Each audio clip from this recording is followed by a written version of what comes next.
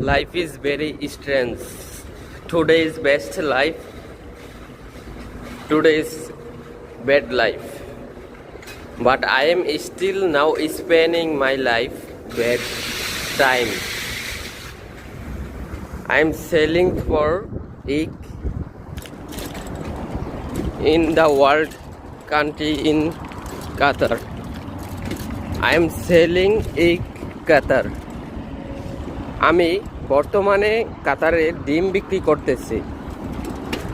হ্যাঁ ভাই, আপনারা যা শুনছেন পুরোটাই সত্য ঘটনা। আমার মতো ছেলে কখনো আমি এগুলো চিন্তাও করি নাই, অথচ আমার সাথে এগুলা হইতেছে। তো বিষয়টা হচ্ছে এরকমই, আল্লাহ তাআলা যাকে যেভাবে সময় কাটা কপালে লেখে রাখে ওইভাবেই সময় কাটে, এর চেয়ে উন্নতভাবে কাটে না, কখনোই না ভাই।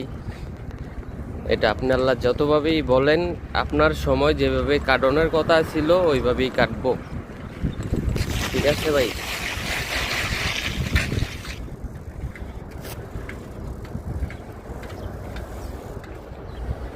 তো বড় ভাই, বিষয়টা হচ্ছে এরকম, মানে জীবনে যদি আপনি কিছু করতে চান তাহলে অবশ্যই আপনাকে বেড টাইম স্পেন্ড করতে হবে ভাই।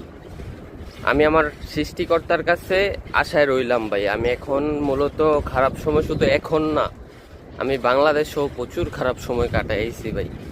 আমার এতটুকু বয়স পর্যন্ত আমি এখনও খারাপ সময়তেই আছি। আমার কোনো জীবনে কোনো উন্নত আমি কোনো দেখতে পাচ্ছি না ভাই।